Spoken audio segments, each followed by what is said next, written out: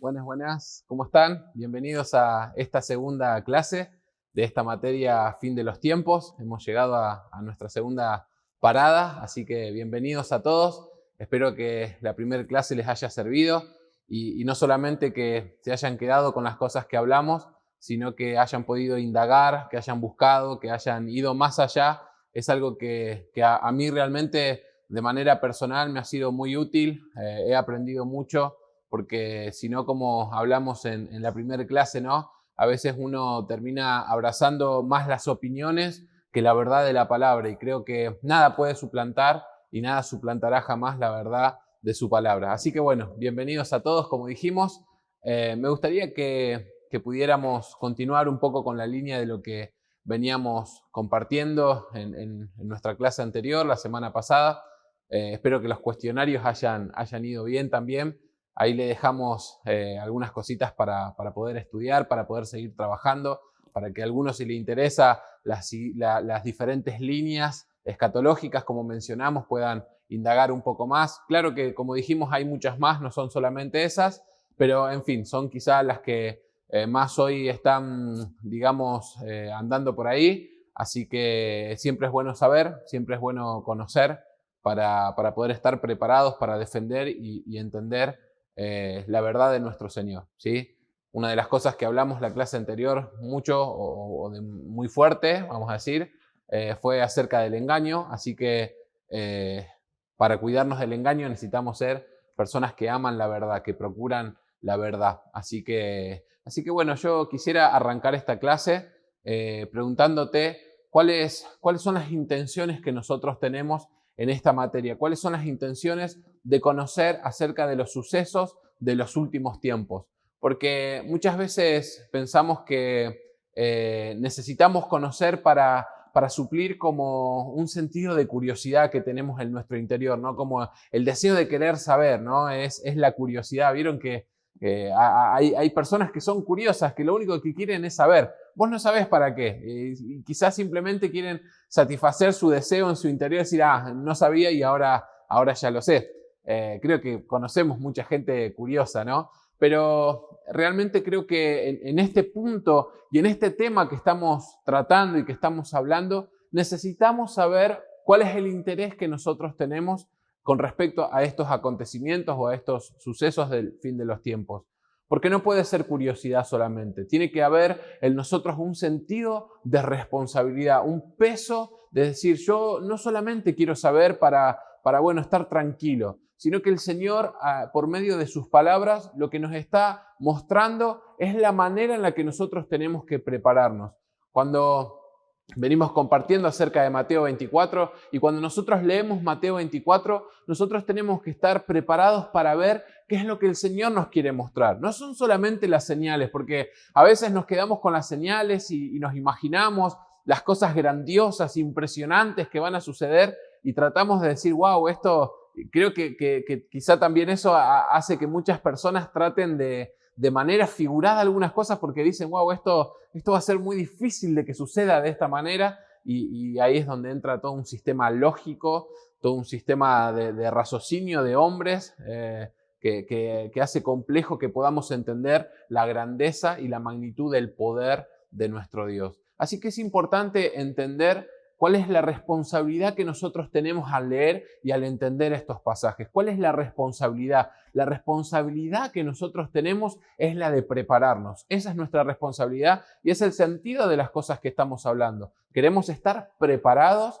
para los tiempos que vienen. Queremos ser personas con el carácter, con el corazón del tipo de persona que merita los últimos tiempos. Hay un pasaje, creo que en Timoteo, que habla acerca del carácter, de qué tipo de personas tienen que ser los hombres de los postreros días. Así que hombres, mujeres, queremos pedirle que tengan el sentido de responsabilidad al estudiar estas cosas, al estudiar estos pasajes tan maravillosos, que no solamente sean para suplir la necesidad de conocer o de saber, sino que sea la idea de prepararnos para todas estas situaciones que vamos a atravesar, porque así lo entendemos. Cuando uno mira Mateo 24, como mencionamos en la clase anterior, uno encuentra ciertas cosas que más allá de, como dijimos, de esos eventos, de esa magnitud, uno encuentra también algunas cosas con las que el Señor nos da a entender de qué manera tenemos que estar preparados, porque ese es el sentido más importante de todo esto, o por lo menos es lo que yo entiendo hoy, ¿no? Pero el Señor primero dice, mirad que nadie os engañe, es decir, que el Señor nos dice que no quiero centrarme en la palabra engaño, sino en la palabra mirad, presta atención a que nadie te engañe, nosotros no podemos estar distraídos y vivimos en una era de la distracción. Hace varios años vengo compartiendo, algunos que me conocen me habrán escuchado, pero siempre digo que la industria del entretenimiento es la industria que más millones genera en el mundo, ¿no? A través de diversas formas de la música, y no estoy diciendo que nada de eso sea malo, estoy diciendo que el entretenimiento tiene como fin entretenernos, que pasemos el tiempo, que pasemos el rato, o como dice mi hijo, ¿no? Estoy aburrido, ¿no? Y uno le da tareas para hacer o algunas cosas que para él significa estar aburrido es necesito jugar a los jueguitos, necesito un teléfono y obviamente tratamos de evitar todo eso para que él pueda descubrir otras cosas. Pero nosotros a veces somos como niños en otro sentido, en un sentido quizá espiritual y donde nos aburrimos fácilmente y caemos fácil en la trampa del entretenimiento. Estamos entretenidos y estar entretenidos es peligroso porque dejamos de prestar atención a los eventos que el Señor nos está mostrando, a las situaciones que están. Entonces, cuando pasa algo como pasó lo del coronavirus, que bueno, seguimos transitando, entonces las personas preguntan, bueno, quiero saber la opinión, ¿no? Quiero saber la opinión. ¿Y qué hubiera pasado si nunca hubieras escuchado la opinión de nadie? ¿Hubieras tenido una propia opinión acerca de estos sucesos? ¿El Señor te mostró algo, te dijo algo acerca de por qué todo esto? Porque buscamos referente y no digo que esté mal. Estoy diciendo que nosotros necesitamos prestar atención por nuestros propios medios y escuchamos y coincidimos con algunos, con otros quizá no tanto, con otros quizá para nada, pero creo que lo importante es que nosotros podamos estar seguros de qué es lo que creemos y por qué lo creemos. La fe de otra persona no te va a salvar.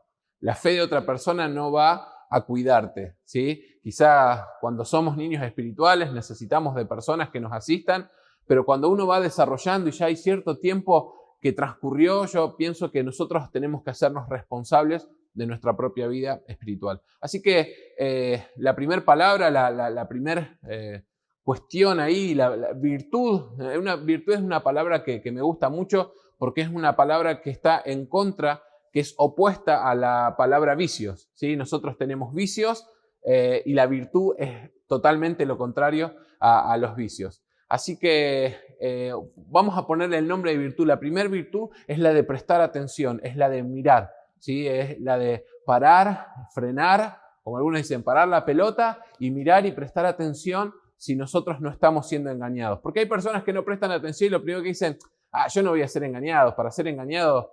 Y ya cuando empezamos a pensar de que nos vamos a ser engañados, quizás sea el momento más peligroso y más fácil de poder engañarnos. Así que necesitamos mantener una vida de humildad en todo esto para poder transitar estos días y los días que vienen de esa manera, con humildad, con mansedumbre, con frutos que el Señor haya generado en nuestro carácter por haber sido personas obedientes a su verdad. La segunda cosa que yo encuentro en el capítulo 24 de Mateo tiene que ver con no os turbéis, ¿sí? No tengan miedo, no se alteren. Entonces creo que el Señor está buscando personas que no teman, personas que no se sobreexalten, podríamos decir, no sé si está bien dicho, pero que no haya esa sobreexaltación, ¿no? Que no haya algo desmedido en las cosas que suceden. Y bueno, ahí entramos con cuestiones como muchas veces la paranoia, que de la nada, ¿no? Uno termina en un estado fuera de sí, podríamos decirlo. Entonces necesitamos ser ese tipo de personas. Primeramente, dijimos personas que prestan atención. Segundo, dijimos personas que no tienen miedo, personas que están bien paradas, personas que no son movidas fácilmente, como por ahí el apóstol Saulo le decía a los Gálatas, ¿no? ¿Quién los fascinó? ¿Quién fue el que los cautivó? ¿Quién los llevó por cualquier viento de doctrina? Nosotros necesitamos estar afirmados sobre nuestros pies en la verdad que Él depositó en nuestros corazones. La tercera cosa que queremos mencionar tiene que ver con estar preparados para la muerte, ¿no? Creo que cuando uno lee el versículo, estamos en el 24, y dice: entonces os entregarán a tribulación y os matarán, y seréis aborrecidos de todas las gentes por causa de mi nombre.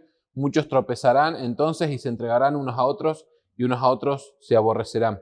Yo creo que uno tiene que estar preparado, ¿no? Preparado para poder entregar su vida hasta la muerte. Creo que es nuestro compromiso. El compromiso de nuestro evangelio nos lleva a eso. Creo que acá hay algo muy importante, ¿no? Acá hay algo que puede sentar un precedente en cada uno de nosotros si nos ponemos a pensar qué tan dispuestos estamos a vivir el evangelio de nuestro Dios. Si estamos dispuestos a ir hasta el final, si estamos dispuestos a morir por causa de este evangelio, o nuestro evangelio, cuando empiezan las dificultades, se transforma en algo que no había sido, que era tan importante para nosotros, ¿no? Entonces considero que una virtud tiene que ser estar dispuestos, la preparación de estar dispuestos para vivir y entregar nuestra vida por causa de este evangelio. Eso debería llenarnos de gozo, llenarnos de alegría y no llenarnos de temor, como muchas veces pasa, y algo que también hablamos la clase anterior. Y la última cosa que queremos mencionar tiene que ver con el amor de muchos se va a enfriar, un pasaje que lo hemos usado muchas veces y que quizá no profundizamos tanto la primera clase, pero me gustaría que pienses que ese amor es un amor profundo. En Apocalipsis, cuando vemos el mensaje a las 7 iglesias, a la iglesia de Éfeso se le dice: porque has olvidado el primer amor. A mí me gusta mencionar que el primer amor muchas veces se toma como ese enamoramiento de la primera persona de la que te enamoraste, ¿no? Y creo que, a ver, no quiero matar a nadie, quizás ese sentimiento, esa sensación, pero yo considero que ese pasaje no nos está hablando de la primera persona de la que nos enamoramos, sino puntualmente nos está hablando del primer mandamiento, que muchas veces en las cosas que hacemos, en el trabajo, en cómo nos involucramos, que no es algo malo, quizá es algo bueno, porque tenemos un alto grado de compromiso con el servicio que estamos prestando al reino, en una congregación, en un ministerio, en las cosas que estemos desarrollando, en la obra de nuestro Dios, es súper importante, pero no podemos nunca olvidarnos del mandamiento más importante. El primer amor para mí es: amarás al Señor tu Dios con todo tu corazón, con toda tu alma, con toda tu mente y con todos tus recursos o con todas tus fuerzas. Ese es el primer y gran mandamiento. Eso es algo que dijo nuestro propio Señor y nosotros deberíamos tener bien profundo, bien arraigado ese mandamiento en nuestro interior. Y también dice: y el que persevere hasta el fin, ese va a ser salvo, ¿sí? Y creo que nos está llamando a un grado de amor que, como siempre, nuestro Señor, cuando nos pide que amemos a nuestros enemigos, que estemos ahí bendiciendo su vida, nos exige más de lo que nuestra naturaleza humana o corrupta haría, ¿no? Y creo que es la demostración de ese amor como la vivió nuestro Señor. Él amó hasta el fin. Él amó hasta que Él murió y resucitó, obviamente, pero su amor fue hasta el fin de esa etapa de su vida, podríamos decirlo así, para que no suene mal. Entonces, creo que el objetivo es ese. Últimamente hablo mucho de Esteban. Cada vez que lo leo me sigue impactando la historia de Esteban y yo veo cómo Esteban amó hasta el final. En el momento, las personas que lo estaban apedreando, él decía: Señor, no les tengas en cuenta este pecado.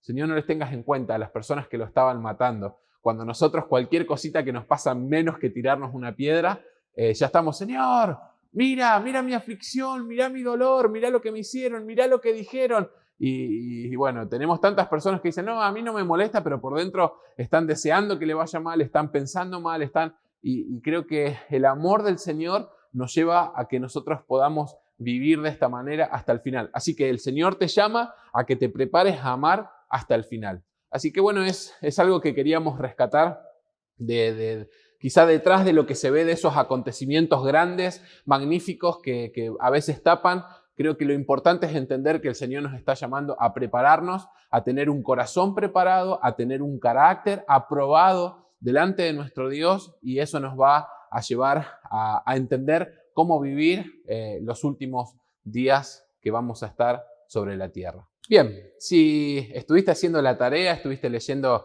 bueno, dijimos Mateo 21, 22, 23, 24 y 25. La primera clase empezamos a trabajar ya directamente con Mateo 24, pero el Mateo 24, ¿sí? Específicamente en el verso 8, dice, y todo esto será principio de dolores. Yo quiero que nosotros trabajemos en algo hoy.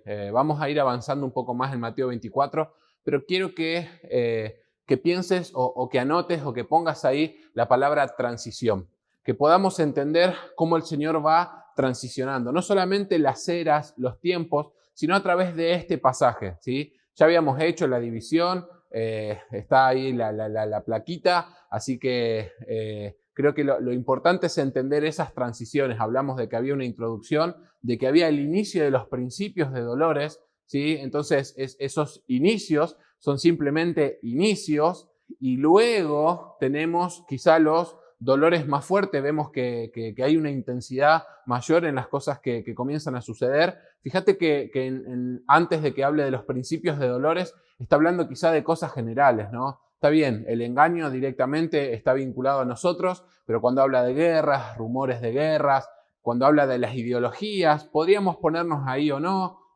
Ponemos ideologías, ¿se acuerdan que hablamos de etnos?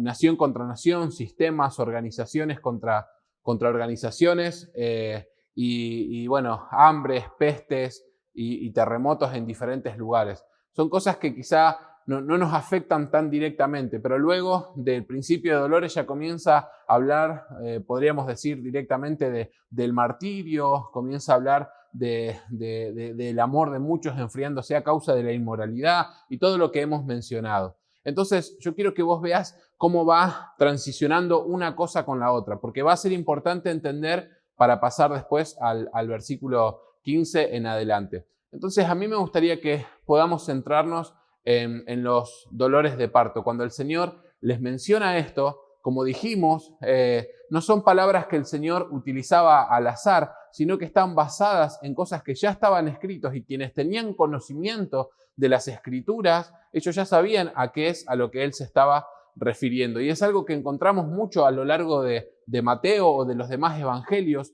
cómo el Señor iba mencionando cosas que ellos ya sabían a qué se estaba refiriendo. Quizá si alguno no lo entiende, después podemos poner algunos ejemplos y extendernos un poco más sobre eso. Pero yo te voy a pedir que podamos ir a la carta de Isaías, ¿sí? Uno de los profetas quizá con sus escritos más extensos. Vamos a ir al capítulo 26 de Isaías. Ahí tenemos la plaquita. Isaías capítulo 26, verso 17. Igual te recomiendo que puedas leer el 25 y el 26. Son capítulos que también hablan de los últimos tiempos. Así que sería muy bueno que los puedas leer, que puedas tratar de entender qué es lo que está hablando allí. Obviamente no tenemos el tiempo para profundizar tanto, pero vamos a ir desde el verso 17, podés ahí leer conmigo. Dice, como la mujer encinta, cuando se acerca el alumbramiento, gime y da gritos en sus dolores, así hemos sido delante de ti, oh Jehová. Concebimos, tuvimos dolores de parto, dimos a luz viento, ninguna liberación hicimos en la tierra, ni cayeron los moradores del mundo. Y vemos acá como una respuesta, ¿no? Yo lo marqué con dos colores diferentes para diferenciarlo. Dice, tus muertos vivirán, sus cadáveres resucitarán. Despertad y cantad, moradores del polvo, porque tu rocío es cual rocío de hortalizas y la tierra dará sus muertos. Verso 20. Anda, pueblo mío, entra en tus aposentos, cierra tras ti tus puertas, escóndete un poquito por un momento, en tanto que pasa la indignación, porque he aquí que Jehová sale de su lugar para castigar al morador de la tierra por su maldad contra él, y la tierra descubrirá la sangre derramada sobre ella y no encubrirá ya más a sus muertos. Yo quiero que prestes atención a este pasaje, un pasaje que obviamente nos está haciendo mención a lo que el Señor hablaba del inicio de los dolores de parto, ¿sí? Y estos dolores de parto van a dar a luz algo, ¿sí? Es como que siempre hay una cosa que lleva a la otra. Por eso quiero que entendamos la palabra transición. Y fíjate que lo primero que nosotros notamos acá es como una frustración, podríamos decir, o cuando lees el verso 18, ellos diciendo, concebimos, tuvimos dolores de parto, dimos a luz viento, ninguna liberación hicimos en la tierra ni cayeron los moradores del mundo. ¿Qué sensación te da cuando lees ese pasaje? Una sensación de lo intentamos, quisimos lograr algo, quisimos alcanzar algo, pero no pudimos hacerlo. Dimos a luz, pero dimos a luz viento, no pudimos hacer ninguna liberación, ¿sí? Y el Señor, o por medio del profeta, le responde de esta manera. Dice, tus muertos vivirán, sus cadáveres resucitarán. Y cuando vos comenzás a ver, está hablando de la resurrección. Dice, despertad y cantad, moradores del polvo, porque tu rocío es cual rocío de hortalizas, y la tierra dará a sus muertos. Entonces, ¿de qué nos está hablando este pasaje? Yo, por lo que puedo entender, y espero que me puedas acompañar, yo creo que el Señor va trabajando y va generando procesos. Desde muy chico, lo he compartido en algunos de los Zoom con quienes quizá hemos podido estar, pero siempre me pregunté en qué momento se iba a cumplir cuando el Señor dijo, mayores cosas que las que yo hice ustedes harán. Y creo que esa parte siempre fue algo que me llamó la atención, porque uno ve a Juan escribiendo y diciendo que si todas las cosas que el Señor hizo se tendrían que escribir, no alcanzarían todos los libros del mundo, ¿no? Y uno dice, wow, ¿cuántas cosas más habrá hecho que a mí me hubiera gustado saber? Hay muchísimas cosas más que el Señor hizo, pero el Señor dice también que nosotros íbamos a hacer mayores cosas de las que Él hizo. Y eso es sorprendente, que nosotros haríamos mayores cosas que Él, es algo que, no sé, debería mínimamente generarnos dolores de cabeza, ¿no? Y pensar en qué momento, en qué circunstancia. Y siempre pensé en cómo se daría eso. Y creo que este pasaje nos puede traer un poco de luz, o por lo menos a mí personalmente me responde un poquito. Entonces, así como en Mateo 24, cuando hicimos esa división, que la dejamos ahí establecida, están las placas para los que necesitan acceder nuevamente, o me imagino que habrán marcado ahí en su Biblia. En este pasaje podríamos hacer lo mismo, ¿no? Podríamos tomar el verso 18 y 19 y ver que nos está hablando de los dolores de parto, ¿sí? Y estos dolores de parto dan a luz un tiempo donde me gustaría que puedas ir a la carta a los Efesios, Efesios capítulo 1. Ahí tenemos nuevamente la plaquita. Igual si lo querés buscar en tu Biblia para marcarlo, pero podemos leerlo ahí desde la plaquita que tenemos acá colocado. Efesios capítulo 1. Dice, vamos a leer desde el verso 17, ¿sí? Dice, para que el Dios de nuestro Señor Jesucristo, el Padre de gloria, os dé espíritu de sabiduría y revelación en el conocimiento de Él, alumbrando los ojos de vuestro entendimiento, para que sepáis cuál es la esperanza a la que Él os ha llamado, y cuál es la riqueza de la gloria de su herencia en los santos, y cuál la supereminente grandeza de su poder para con nosotros los que creemos según la operación del poder de su fuerza, la cual operó en Cristo, resucitándolo de los muertos y sentándoles a la diestra en los lugares celestiales. Nos está hablando del poder de su fuerza y nos dice que ese poder tenía que ver con la resurrección, ¿sí? Esa resurrección que lo llevó a Él, lo levantó y lo hizo estar sentado a la diestra del Padre. Ese mismo poder que nos está hablando este pasaje de Efesios es el mismo poder que da a luz los dolores de parto, ¿sí? Imagínate el poder que tiene, el poder de la resurrección que lo levantó a Yeshua, a Cristo de entre los muertos, es el poder que va a radicar en nosotros y con ese poder es con el que nosotros vamos a predicar el evangelio del reino. No vamos a predicar como vieron que el apóstol Saulo ahí en los Corintios dice, yo no vengo a ustedes con palabras de humana sabiduría, sino vengo con demostraciones de espíritu y de poder.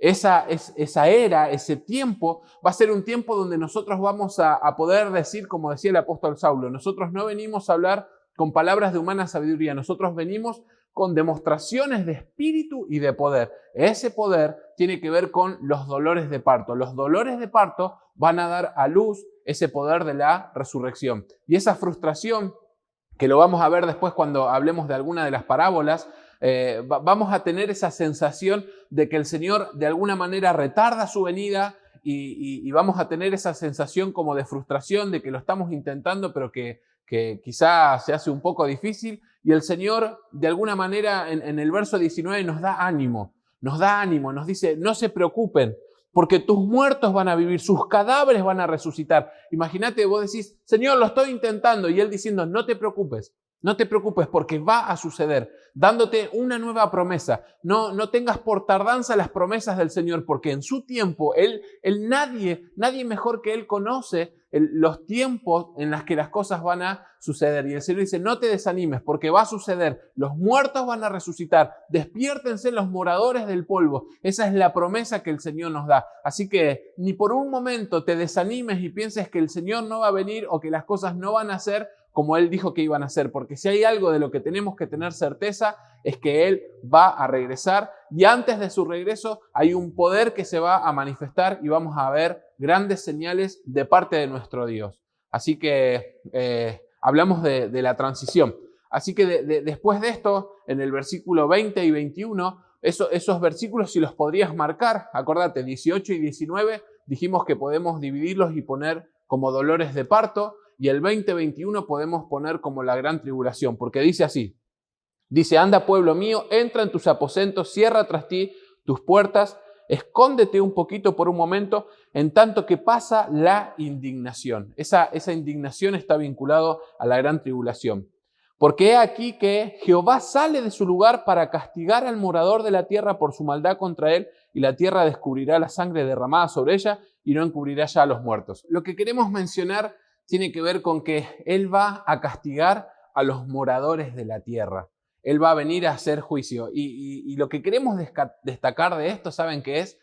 Que muchas veces nosotros pensamos que va a haber una gran guerra, ¿sí? A ver, según yo entiendo, cuando uno habla de un adversario está hablando de un igual con el que uno lucha, ¿no? Acá no hay nadie igual a nuestro Dios, ¿sí? Cuando Él dice, fíjense en cómo dice, cuando Él salga de su lugar para castigar al morador de la tierra, Él no va a salir de su lugar para entrar en una lucha con las personas y que va a llevar mucho tiempo y no sé, un asedio o lo que vos puedas pensar acerca de una guerra. Él dice que Él directamente cuando Él salga de su lugar va a ser para traer juicio. Cuando Él salga va a ser para castigar a los impíos, para castigar la maldad de los hombres. No va a haber una guerra como tal. Él va a venir y bueno, después podemos ver cuando hablemos puntualmente de cómo será su venida y algunas cositas más, cómo va a ser su regreso. Pero Él viene para traer juicio. Él no viene para luchar contra nadie. Nadie puede enfrentarse siquiera a Él. Así que vamos a sumar un pasaje más. Vamos a Isaías capítulo 66, si me puedes acompañar. Isaías 66, desde el verso 7 al 16. Me gustaría que lo leamos todo. Después podés indagar ahí en tu casa. Pero dice así: antes que estuviese de parto, dio a luz. Antes que le viniesen dolores, dio a luz hijo. Fíjate lo que dice este pasaje. Dice, antes que estuvieses de parto, ya dio a luz. Y antes que le viniesen los dolores, dio a luz hijo. ¿Quién oyó cosa semejante? ¿Quién vio tal cosa? ¿Concebirá la tierra en un día? ¿Nacerá una nación de una vez? Pues en cuanto Sión estuvo de parto, dio a luz sus hijos. ¿Yo qué hago dar a luz? ¿No haré nacer? Dijo Yahweh.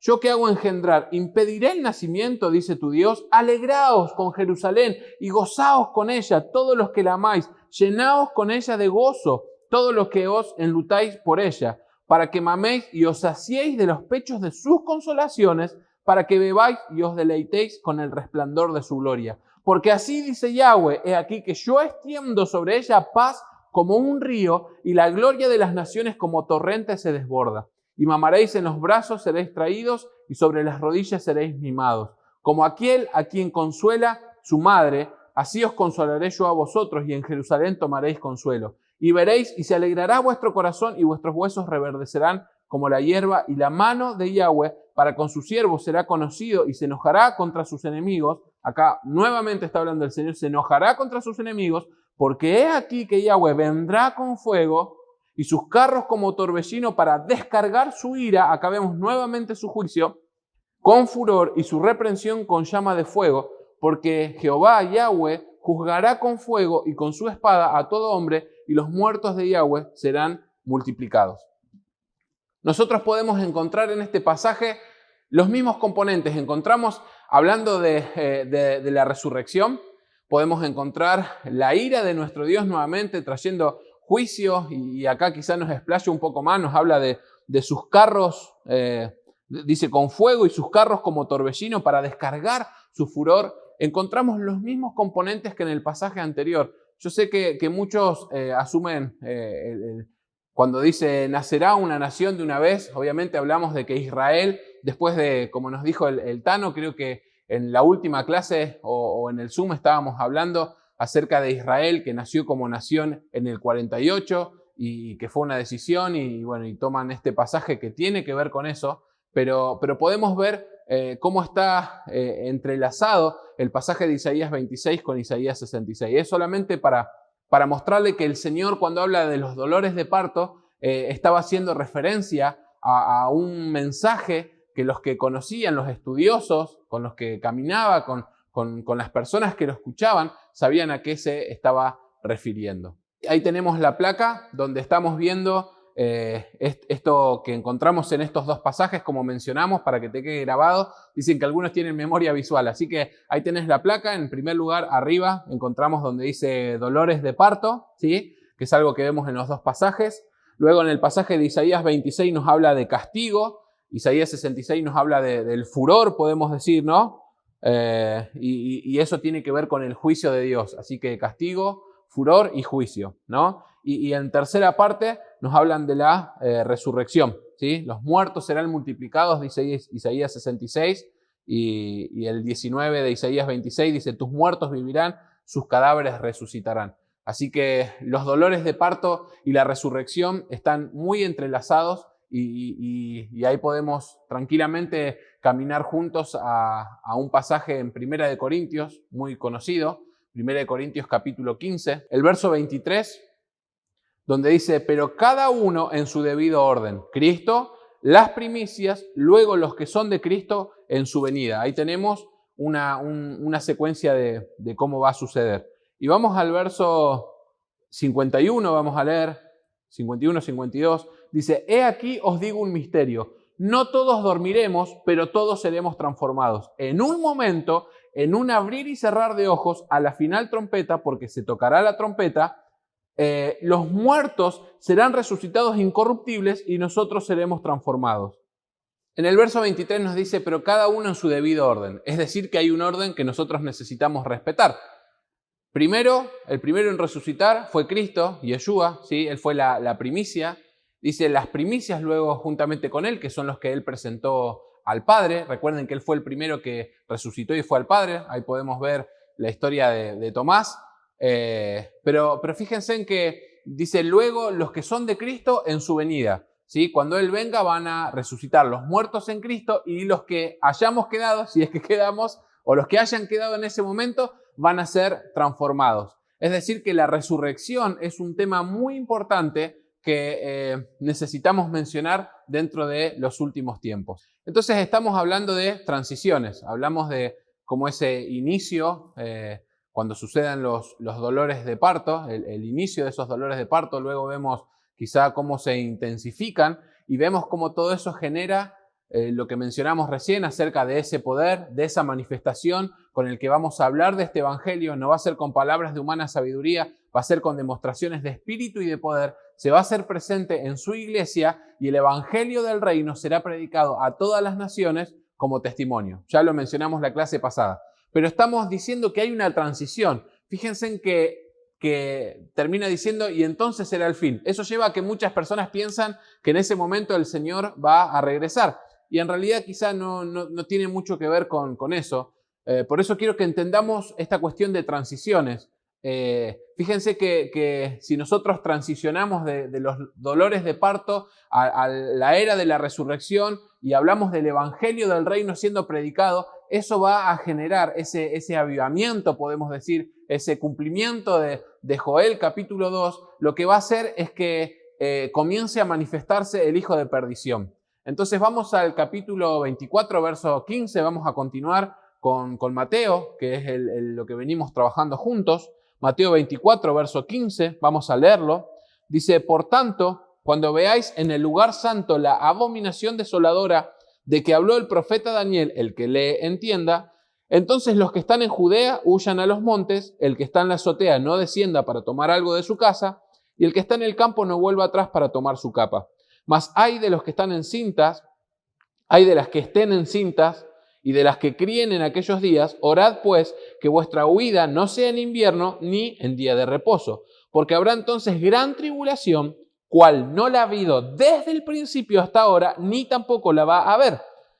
Y si aquellos días no fueran acortados, nadie sería salvo, mas por causa de los escogidos, aquellos días serán acortados. Entonces, si alguno os dijere, mirad, aquí está el Cristo, o mirad, allí está, no lo creáis, porque se levantarán falsos cristos y falsos profetas, y harán grandes señales y prodigios de tal manera que engañarán, si fuere posible, aún a los escogidos. Ya os lo he dicho antes. Así que si os dijeren, mirad, está en el desierto, no salgáis. O mirad, está en los aposentos, no lo creáis. Porque como el relámpago que sale del oriente y se muestra hasta el occidente, así será también la venida del Hijo del Hombre, porque donde quiera que estuviera el cuerpo muerto, allí se juntarán las águilas. Muy bien, este pasaje comienza, es como hacemos la transición de predicar ese evangelio del reino, pasamos a que cuando veamos en el lugar santo la abominación desoladora, entonces necesitamos mencionar, dice que eso es algo que ya había mencionado Daniel, dice el que le entienda, así que vamos a ir a Daniel, vamos a ir juntos para entender qué es la abominación desoladora. Daniel capítulo 8, versículo 11, Daniel 8, desde el 11 hasta el 14, dice así: aún se engrandeció contra el príncipe de los ejércitos y por él fue quitado el continuo sacrificio. Me gustaría que marques ahí, así como en la plaquita está resaltado, podés marcarlo en tu Biblia. Continuo sacrificio. Y el lugar de su santuario fue echado por tierra. Y a causa de la prevaricación, podés anotar ahí prevaricación, le fue entregado el ejército junto con él continuo sacrificio, otra vez continuo sacrificio, y echó por tierra la verdad e hizo cuanto quiso y prosperó. Entonces oía un santo que hablaba y otro de los santos preguntó a aquel que hablaba: ¿hasta cuándo durará la visión del continuo sacrificio y la prevaricación asoladora, entregando el santuario y el ejército para ser pisoteados?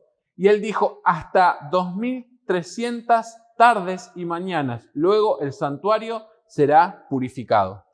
Muy bien, entonces tenemos un elemento que mucho se habla, ahora vamos a continuar mencionándolo en algunos pasajes, pero nos habla de un santuario, es decir que, vamos a decirlo así, existe una gran probabilidad, ¿vieron como cuando se dice el 99,9? Bueno, existe una gran posibilidad de que el templo tenga que ser construido. Ustedes creo que ya saben lo que eso implica, ya saben que ese lugar está ocupado el día de hoy y hay una necesidad de que el templo sea construido y de que el sacrificio comience a ser presentado, porque nos está hablando de que la profanación es que se va a retirar ese sacrificio continuo. Esa va a ser la profanación. Entonces tenemos, por un lado, el santuario, quiere decir que va a tener que haber un santuario, ¿sí? A ver si podemos poner la plaquita. Muchas gracias. Tenemos el santuario, tenemos el sacrificio continuo. Ese santuario tiene que estar en Jerusalén. Y la transgresión, la profanación, mencionamos, es que ese sacrificio va a ser retirado. Vamos a sumar un pasaje más para sentar esto, que es lo que nos está hablando Mateo 24:15. Vamos a la segunda carta a los tesalonicenses, capítulo 2, un poquito lo que leímos la clase anterior, pero vamos a ir unos versos atrás. Capítulo 2, versos 3 y 4 dice así, dice: nadie os engañe. Nuevamente nos habla del engaño como en muchos otros pasajes. En ninguna manera. Porque no vendrá, está hablando del Mesías, de Yeshua, sin que antes venga la apostasía y se manifieste el hombre de pecado, el hijo de perdición. Acá tenemos otro pasaje para afirmar. Vieron que aquellas personas que dicen que él va a venir a buscar antes, o cuando hablan de ese rapto secreto, de que el anticristo se manifieste, y acá tranquilamente nos está hablando de que es necesario, dice que él no va a venir antes, ¿sí?, que venga la apostasía y se manifieste el hombre de pecado, el hijo de perdición. Él no va a venir antes que eso. El cual se opone y se levanta contra todo lo que se llama Dios o es objeto de culto, tanto que se sienta en el templo de Dios como Dios, haciéndose pasar por Dios. Entonces nos está hablando de que él se va a sentar en el templo de Dios como si fuera Dios y se va a hacer pasar por Dios. Si Él se va a sentar en el templo de Dios, es porque nos está nuevamente hablando de un santuario que de alguna manera, no lo sabemos cómo será, quizá tengamos algunas ideas, pero ese templo va a tener que ser construido para que se cumplan estas palabras. Así que ya hablamos de lo que es la abominación desoladora. Vamos a sumar un pasaje más. Creo que es un tema para siempre afirmar en pasajes, y también hay muchas cosas que están interconectadas, y eso, como siempre digo, nos beneficia mucho porque nos muestra de que no es el invento de un hombre, sino de que muchos hombres de Dios, por inspiración de Dios, pudieron ver y establecer y dejar escrito para nosotros todas estas cosas. Así que vamos a Apocalipsis capítulo 11, versículo 1 al 6, vamos a leer juntos. Nuevamente, yo sé que está la plaquita, pero me gustaría que tengas tu Biblia. Yo sé que lo resalto mucho, pero para mí es muy importante porque cuando lo vuelvas a leer vas a ver otras cosas y eso siempre suma. Así que, bien, vamos. Apocalipsis 11 dice: entonces me fue dada una caña semejante a una vara de medir y se me dijo: levántate y mide el templo de Dios y el altar y a los que adoran en él. Pero el patio que está fuera del templo, déjalo aparte y no lo midáis, porque ha sido entregado a los gentiles y ellos hollarán la ciudad santa 42 meses, 3 años y medio. Y daré a mis 2 testigos que profeticen por 1260 días vestidos de cilicio. Estos testigos son los 2 olivos y los 2 candeleros que están en pie delante del Dios de la tierra. Si alguno quiere dañarlos, sale fuego de la boca de ellos y devora a sus enemigos. Y si alguno quiere hacerles daño, deberá morir él de la misma manera. Bien, ¿qué es lo que vemos en este pasaje? En este pasaje vemos que lo que estamos hablando acerca de Mateo 24:15, en este contexto es el contexto en el que aparecen los 2 testigos. Uno se preguntará, bueno, ¿quiénes son? Bueno, la mayoría coinciden o coincidimos que son Moisés y Elías. Quizá alguno tenga otra opinión. Bíblicamente podríamos decir que lo más cerca que nosotros tenemos es creer que son Moisés y Elías. Son los mismos que aparecen en el monte de la transfiguración representando la ley y los profetas. Fueron testigos de ese momento. Nosotros coincidimos en que van a ser ellos, aunque no lo podemos afirmar de una manera absoluta, y obviamente quizás si alguno tiene otra postura, estamos siempre para poder trabajar juntos. La cuestión es que no tenemos una referencia absoluta, pero nosotros creemos que son ellos. Entonces, en este contexto es donde aparecen los 2 testigos. Y quiero sumar ahí unos pasajes más para que puedas agregar. Daniel capítulo 9, verso 27. Yo sé que el contexto dice mucho más de lo que estamos viendo. Después lo vamos a trabajar con mayor profundidad, pero estamos centrándonos en Mateo 24:15. Daniel 9:27 dice: y por otra semana confirmará el pacto con muchos. A la mitad de la semana hará cesar el sacrificio y la ofrenda. Después, con la muchedumbre de las abominaciones vendrá el desolador, hasta que venga la consumación y lo que esté determinado se derrame sobre el desolador. Y vamos a un pasaje más, Daniel 11:31, para que los puedas tener anotados.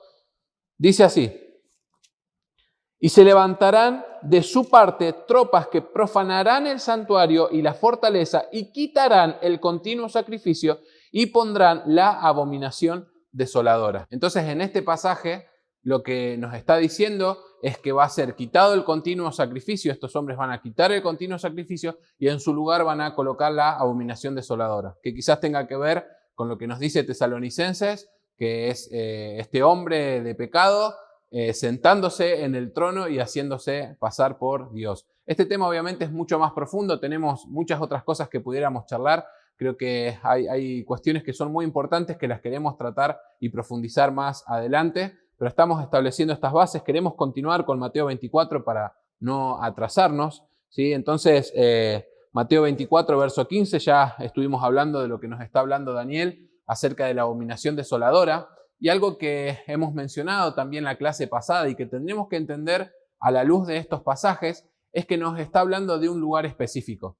Venimos hablando ya hace un tiempo, cuando hablamos de reino, de que el reino de nuestro Dios va a ser manifestado de una manera literal, va a ser en un lugar geográfico, lo dijimos la clase pasada, y cuando nosotros vemos en Mateo 24:15 en adelante, nos sigue hablando de un lugar específico, es decir, que estos acontecimientos no van a acontecer en cualquier lugar del mundo, no podríamos ponerle un nombre. Creo que por algunos años muchas personas se entraban, quizá porque Hollywood está en Estados Unidos y hablaban de Estados Unidos como parte ahí de todo esto. Nosotros creemos que el papel de Israel, de Oriente Medio, es un papel muy importante. No por nada sucede todo lo que sucede continuamente en ese lugar, todas las guerras que suceden y los levantamientos de una nación contra otra o de muchas contra una sola. Y todo esto va a suceder en Israel. Fíjense que dice en el 16, dice: entonces los que estén en Judea huyan a los montes. Nos está hablando de un lugar específico. No entiendo de que sea una cuestión figurativa o metafórica. Creo que está hablando específicamente de los moradores de ese lugar, porque el templo va a ser construido en ese lugar, ¿sí? Y luego también nos habla, dándonos otra afirmación en el verso 20, dice: orad pues que vuestra huida no sea en invierno ni en día de reposo. Entonces creo que tiene que ver mucho con nuestros hermanos y la nación de nuestro Dios, con Israel, con judíos, que obviamente es algo que vamos a seguir trabajando, pero quizá para que quede establecido algo de lo que hemos venido hablando y tratar de sentar, como dijimos, nuestra posición dentro de vamos a decirlo así, de una línea. Nosotros creemos que la iglesia no vino a sustituir a Israel. Israel sigue teniendo promesas que le pertenecen a ella como nación, como familia escogida de Dios, pero la iglesia también sigue siendo la iglesia y Israel forma parte de esa iglesia, ¿sí? No es solamente un ente aparte, forma parte de la historia, forma parte de las profecías y bueno, seguramente vamos a tener una clase donde podamos asentar bien esto, pero queremos dejar en claro que no somos sustitucionistas, por así decirlo.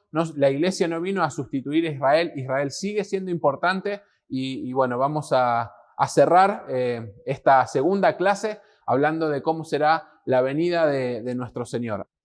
Entonces, para poder continuar, ¿sí? Los pasajes siguientes siguen hablando del engaño, nos siguen diciendo que va a haber falsos cristos y nos menciona un pasaje quizá, como hablamos al principio, ¿no? Diciendo, porque se levantarán falsos cristos y falsos profetas y harán grandes señales y prodigios de tal manera que engañarán, si fuere posible, aún a los escogidos. Ya os lo he dicho antes. Sí, vuelve a recalcar, vuelve a resaltar esto. Así que imagínense lo importante que es para que el Señor lo vuelva a repetir. Y dice: así que si os dijeren, mirad, está en el desierto, no salgas. Y mirad, está en los aposentos, no lo creas. Porque como el relámpago que sale del oriente se muestra hasta el occidente, así también será la venida del Hijo del Hombre. Entonces, este verso 27 y 28 nos muestra cómo va a ser y nos dice, nos está dando un adelanto de lo mismo que nos está diciendo en el verso 29 y 30. Son pasajes que están como superpuestos. Nos está hablando del mismo acontecimiento, de la venida de nuestro Señor, y nos dice: hey, cuando te digan que está en el desierto, no salgas. Y cuando te digan que está en el aposento, no lo creas. Porque como el relámpago que sale del oriente, nos está hablando de una posición geográfica que cuando vamos a los profetas como Isaías, comenzamos a ver cómo va a suceder ese regreso, cómo va a ser. Y dice que Él se va a mostrar y va a salir del oriente y va a ir al occidente. Y va a ser como un relámpago, es decir, que va a tener, vamos a decir así, una velocidad, pero nos habla de que todo lo van a poder ver, todos van a poder observar ese acontecimiento. Entonces, cuando alguien te diga algo, dice: vos no lo creas. Si te dicen está en el desierto, no lo creas, porque Él va a venir y todo ojo lo va a ver. Vamos a Apocalipsis capítulo 1, verso 7, para afirmar este pasaje. Dice así, dice: he aquí que viene con las nubes y todo ojo le verá, y los que le traspasaron y todos los linajes de la tierra harán lamentación por él. Sí, amén. Entonces nos está diciendo que todo ojo lo va a ver. Él se va a mostrar de tal manera que todo ojo lo va a ver. No está diciendo, por mucho tiempo se habló acerca del internet que está en todo el mundo y que entonces lo van a filmar cuando Él venga. Considero que cuando nos dice que Él va desde el oriente al occidente y que Él se va a mostrar, nos está hablando acerca de un viaje que Él va a hacer, donde Él va a dar vueltas y se va a mostrar a todos los ojos de la humanidad. Así que quizá personalmente quitaría las redes sociales y el internet, que ya hoy no confío tanto en todo eso, con todas las noticias que hay, así que imagínense que Él va a mostrar que es real, que no es algo que se puede. Vieron que hay videos que uno dice, no, mirá, eso no es real, seguramente está armado y tantas cosas que hoy suceden, o los hologramas y todo eso, ¿no? Así que quédate tranquilo que yo creo que cuando dice que todo ojo lo verá, va a ser una cuestión literal y realmente todo ojo lo va a ver y Él va a ir desde el oriente hacia el occidente. Y mira qué más dice. Dice, porque donde quiera que estuviere el cuerpo muerto, allí se juntarán las águilas. ¿Sabes de qué nos está hablando? Quiero que me acompañes. Vamos a ir a Apocalipsis capítulo 19, desde el 17 hasta el 21. Vamos a leerlo. Estamos usando mucho la Biblia. A mí eso, como les dije, me gusta. Espero que estén ahí siguiéndome. Dice, y vi a un ángel que estaba en pie en el sol y clamó a gran voz diciendo, a todas las aves que vuelan en medio del cielo, venid y congregaos a la gran cena de Dios, para que comáis carne de reyes y de capitanes y carnes de fuertes, carnes de caballos y de sus jinetes y carnes de todos, libres y esclavos, pequeños y grandes. Y vi a la bestia, a los reyes de la tierra y a sus ejércitos reunidos para guerrear contra el que montaba el caballo y contra su ejército. Vieron que decíamos, ellos vienen a guerrear. Y la bestia fue apresada, no habla de que hay un enfrentamiento, y con ella el falso profeta que había hecho delante de ella las señales con las cuales había engañado a los que recibieron la marca de la bestia y habían adorado su imagen. Estos dos fueron lanzados vivos dentro de un lago de fuego que arde con azufre, y los demás fueron muertos con la espada que salía de la boca del que montaba el caballo, y todas las aves se saciaron de la carne de ellos. Entendemos que nos está hablando acerca de la misma situación, ¿sí? Donde quiera que estuviera el cuerpo muerto, allí se van a juntar las águilas. Él va a preparar, en el original, la palabra que utiliza para águilas es ave carroñera, así que Él va a preparar un gran banquete para las aves, ¿sí? Y ahí es donde hablamos acerca de nuestro Señor, lo que mencionamos en los pasajes de Isaías 26, Isaías 66, el Señor manifestando su ira. Él cuando se levante para venir va a ser para traer juicio, no va a ser para sentarse a charlar, no va a ser para tener una gran lucha larga con ellos. Él tiene el poder para hacer absolutamente todo de un momento a otro. Así que fíjense en que estos cuando vienen para luchar ni siquiera dice que hubo una guerra, nada. Él inmediatamente dice que la bestia fue apresada, entonces no va a haber una guerra como a veces nos imaginamos. Sí que todas estas cosas van a ocurrir. Tenemos los lapsos de 3 años y medio y 3 años y medio, son esos 7 años que hablamos. Así que después vamos a armar bien una línea de tiempo para poder compartir todos juntos y poder ubicarnos. Vamos a ver de esta manera, lo que estamos viendo es cómo nos está hablando específicamente de lo que dice el verso 28 de Mateo 24, ¿sí? Así que ya sabemos quiénes son esas aves. Vamos al verso 29, vamos a cerrar con esto por esta segunda clase, después continuaremos, pero estuvimos hablando acerca de la resurrección y de que cuando Él venga, ¿sí? Vamos a hablar en la clase que viene cómo va a ser ese regreso. Pero el verso 29 nos está diciendo así, dice, e inmediatamente después de la tribulación, yo quiero que vos marques ahí con el resaltador que más resalte cuando vos lo puedas leer, porque fíjate que dice, e inmediatamente después de la tribulación. Este pasaje a nosotros nos ayuda muchísimo, como también hemos mencionado otros, como el pasaje de Tesalonicenses, dice que después de la tribulación. ¿Cuándo viene el Señor? El Señor viene después de la tribulación.